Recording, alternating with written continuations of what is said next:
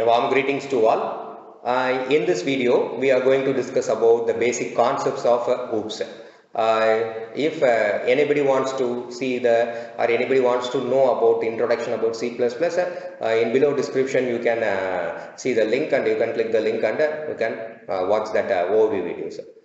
In basic concept, main key concepts of object-oriented programming, which is C++, is objects, classes, data abstraction and encapsulation, inheritance, polymorphism, dynamic binding, message passing. In that, first let us discuss about classes, and after that we can see about objects. It will become very easy to understand. So basically class means it is a collection of member variables and member functions, and main point it is an user defined data type. So in class we can create, for a single class we can create a n number of objects. Mainly C++ is a partially object oriented programming language, which means we can develop a program just using main function, as well as we can also develop a program with classes. So what it is called as partially object oriented programming. So major concept is a class. It is a user defined data type and collection of member variables and member functions in a single class. We are grouping the programming elements into a single unit as class. So for a single class, so if you want to access members of the class, we want to access it by using the object. So we want to create a object, create at least a single object for a class. It is possible, even we can create a n number of objects for a single class. So the class is a blueprint of a program. And now comes the object. As mentioned earlier, if you want to access the members of the class, definitely we want to use object. So with the help of object only we can access the members of the class. So basically object is known as it is a runtime entity. Entity in the sense grouping the elements into a single or categorized into a particular name is called an entity. For example, let us see this diagram. Student is an entity. Inside the student, there are elements such as name, date of birth, marks and functions. All these are categorized into a common name called a student, which is called as entity. So why it is called as runtime entity means the object for the particular class is created during the runtime. So what the objects are all called as runtime entities. In other words, the object can be said as both the data and the functions are into a single unit, and these units are called an object. It's another definition of an object. Here you can see the representation that student is an object for a particular class. That object contains the data and functions that the program which is needed. And the third concept, which is data abstraction and encapsulation. Data abstraction, as we mentioned in the previous video itself, that C++ main feature is data hiding. Data hiding is a main advantage of C++. Here comes the hiding, data abstraction.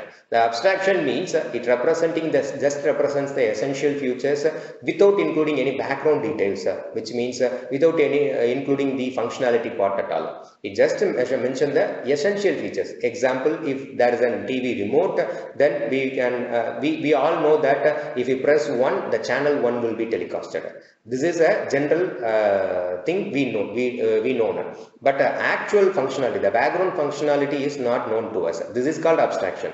The actual background process will be hidden for the users. This concept is called as an abstraction. And encapsulation means wrapping up of, that is grouping up of data and functions into a single unit is called as an encapsulation.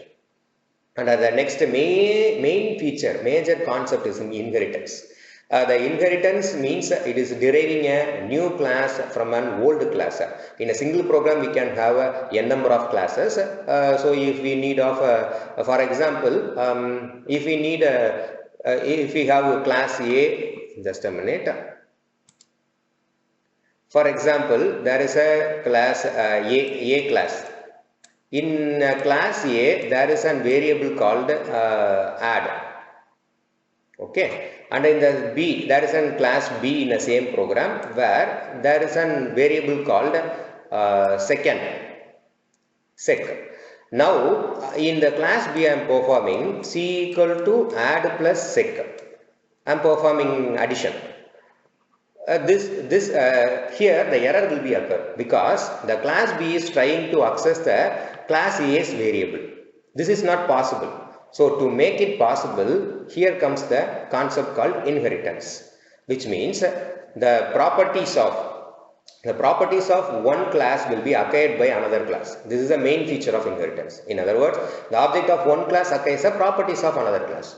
So to do this, we want to derive a new class from an old class. Here, the old class is called as base class and new class will be called as derived class. Deriving a new class from an old class is called as inheritance, and the main feature of inheritance is code reusability, because in the same example, if the class A has a variable add and the class B is extended from A, then the add variable is also accessible to class B. So here I don't want to create any new variable for performing the addition, because already I can access the needed variable from class A. So here comes the code reusability feature. The main feature of inheritance and the main usage of inheritance is code reusability. Okay. So next concept is polymorphism. Polymorphism means the ability to take more than one form, which means the same symbol, the same function, which has more than one meaning. Here comes the example. There are two types of polymorphism: operator overloading and function overloading. Here comes the example. If the plus, basically the plus symbol represents addition. Also it has another meaning called concatenation. So if we using the plus symbol in between the numbers, then it will be act as an addition operation. If we use plus symbol in between two strings or two characters, then it will be act as a string concatenation. So this is called polymorphism, and this is operator overloading. The same operator for different purpose, and there is another type called function overloading, which is same function name with different parameters. Here you can in the flow chart you can refer the flow chart. There is a function name called draw. There are 4 functions draw. Each function differs by parameter. Draw of circle. Circle needs only radius. Radius is enough to draw a circle. There comes one parameter, single parameter. And box needs more than one parameter. And triangle needs 3 parameter. So 1 parameter, 2 parameter. There is a difference in parameter, which means difference in argument. This is called function overloading. And next, the concept is dynamic binding, which means all the variables, all the functions which are all got interrelated is called as a binding. This will happen until the code is associated, not known until the runtime, because the dynamic binding will happen during the runtime. And the next topic, last concept is message passing. Here comes the object can communicate with each other. This is called message passing.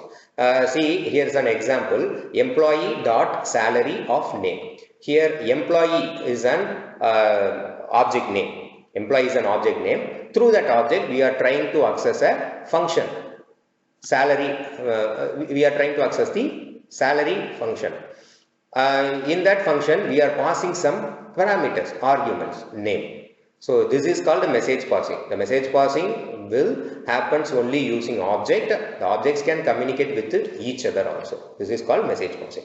These are all the main concepts of C++, which are all not available in any other program, which are all not available in C programming. So it's a major important topic. So if you had any doubts regarding this, you can mention it in the comments. I'll clear it. Thank you.